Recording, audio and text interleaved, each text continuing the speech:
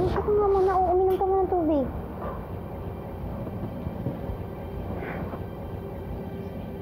May sakit ka ba? Ano sa magpapakiramdam mo? Ate Lilet, may kailangan kang malaman. Anong kailangan kong malaman? Hindi ko alam kung paano ko to sasabihin sa'yo eh. Pero ate, hindi ko kayang magtago ng kung ano yung totoo. Trixie, anong totoo? Sa akin ka pa ba magsisikreto? Sabihin mo na.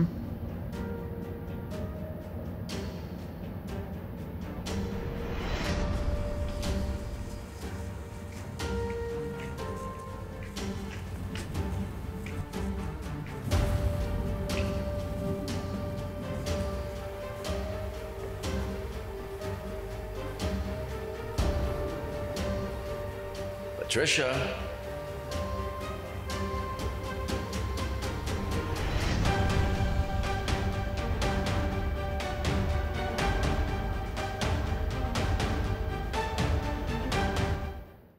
Kasi grabe ka naman magpa-suspense eh. Ano pa kasi yung sasabihin mo? Sabihin mo na. May problema ka ba? Kailangan mo ba ng tulong ko? No, I'm perfectly fine. Ate, kasi... Ano ba yun? Pinapakaban mo naman ako eh. Ate, kasi... Si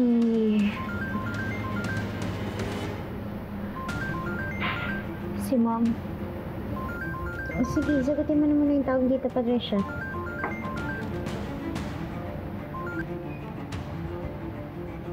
Mom? Hi, sweetie. Guess what? I'm at the mall right now. I decided to do some retail therapy. You know, nag-shopping ako para pampatanggal ng stress pagkatapos ng lakad ko kanina. And I wanted to buy you some new clothes, so I want to ask for your size. Is it a small or an extra small? Mom, you don't have to. Madaya pa akong unused clothes sa closet ko, okay? But anak, you're my only daughter. And I want to spoil you paminsan-minsan, so allow me to do that for you. Sayang nga, hindi kita kasama ngayon dito. Namimiss ko na yung mother-daughter bonding natin.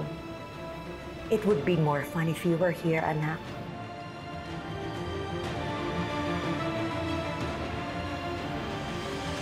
Trixie, are you there?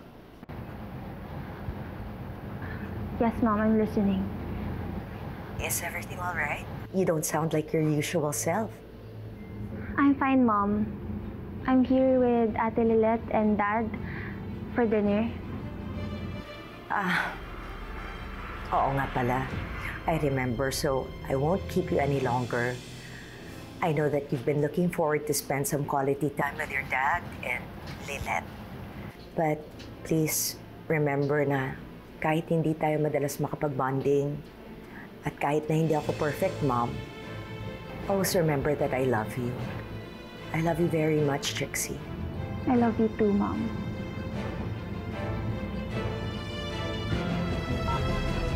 Ano?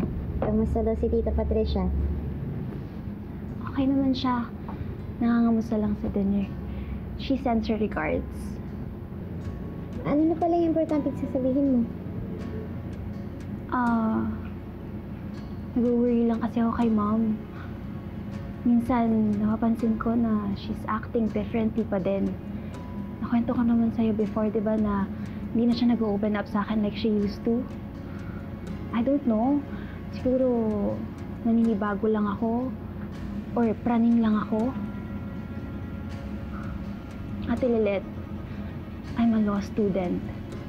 And I know na hindi dapat ako mag-jump into conclusions without solid evidence. Especially when it involves our family. Ano ba yung napapansin mo kakaiba kay Tita Patricia? At saka, bakit kailangan ng solid evidence? Para saan yung evidence? I love Mom so much. And I want to have faith na talagang nagbago na siya. Na she's really trying her best to be a better person. Pero kasi ate, minsan nahihirapan ako eh. Hindi ko alam kung ako lang ba talaga yung paranoid o talagang may reason para mag-doubt at mag-worry ako kay mom.